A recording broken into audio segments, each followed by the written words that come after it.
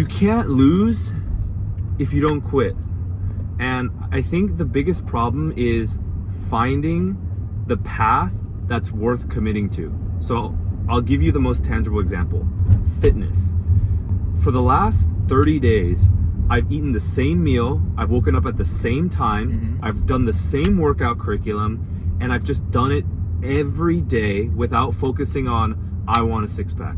It was more like, these are the ingredients for which I need to execute through discipline, not motivation. Now, if you take that same mindset and you apply that to your business, I think what's most important is first being very mindful of what you're about to put this energy towards. Because you can work hard at the wrong things, okay? And that's gonna set you in the wrong path. One analogy I love is like, if you set a compass off by 0.1 degrees and you keep going down that path, eventually you're gonna diverge to a point where you're so far from where you need to be. And so it's really important to use mentorship to guide your compass, and then use your grit and your tenacity for success to then outwork everyone and succeed. And eventually, if you keep working at it, there's no way you won't win. What's most important is you have access to the information that gives you the confidence that says, this is the right path to pursue. That's all it is. And the people that don't succeed are just lazy and they quit. So the point is, it's effort and speed that's gonna differentiate you.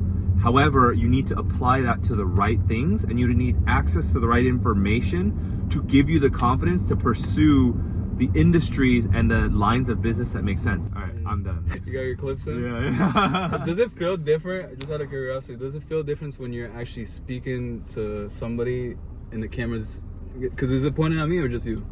It's both of us. Okay.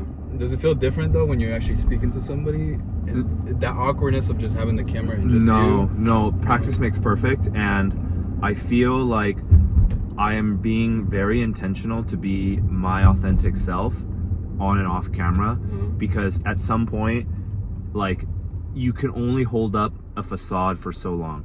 You know, and so I've really practiced authenticity, and of course you want to be very intentional about how much you reveal. Like Gary Vee is someone I follow pretty closely, and you know nothing about his family, but you know everything about him in terms of his business acumen.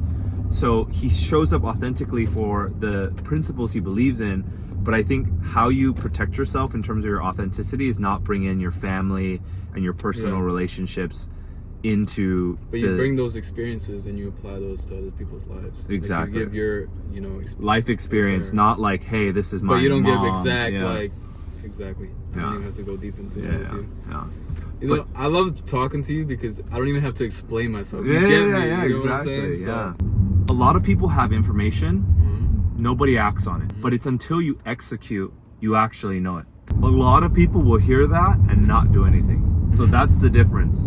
If you apply that mindset, you'll actually find value. Because, for example, do you want a six pack? I mean, I have an 8-pack. No, of course, I want a 6-pack. Are you telling me you don't know the formula to get a six pack? I mean, it's pretty simple, I know exactly. However, are you doing it?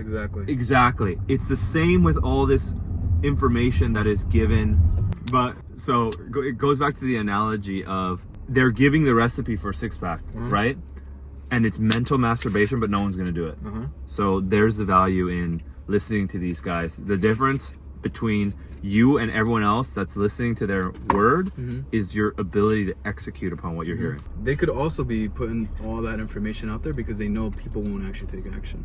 Yeah, exactly. So there's gonna be exactly, because they have to say valuable stuff for people to listen, okay? So they can't be spewing nonsense. And the other thing you have to understand is that whether they're crypto pumps or not, they actually made it. So you can be hating on everyone left, right, and center, but they have validity to their voice. Elon Musk can say, invest in whatever, and people will do it. And he doesn't have to justify because he's walked the walk. So a lot of these people understand that they're giving extremely valuable information. And the reason people listen is because they have the credibility of having walked the walk. And they also understand nobody's going to execute. So it's a win-win. They're giving valuable information. They're capturing attention, but nobody's going to do anything about it.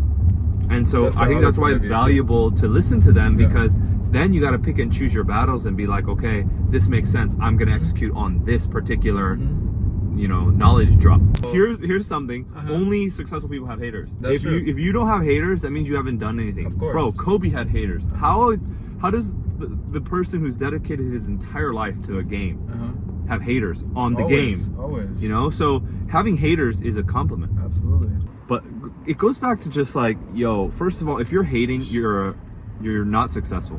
Successful people aren't hating left and right, bro. Like, successful people are only broke losers are hating. So that's one thing to be mindful of just like, the last point I'll make, at least in terms of knowledge spitting content, is like, your energy is so palpable. I used to be very like in my own thoughts and be thinking negative, not thinking that people can like understand what you're feeling. But I mean, I'm sure you know this.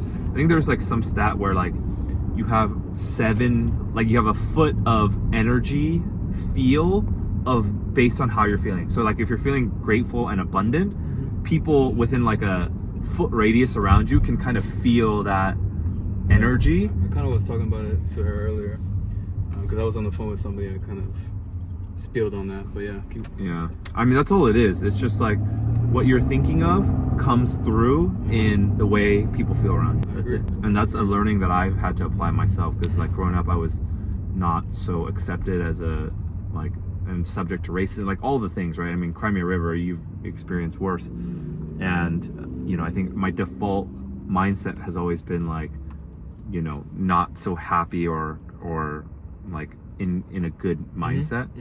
And I'm blessed for that, because I think it created a chip on my shoulder to like break out of that.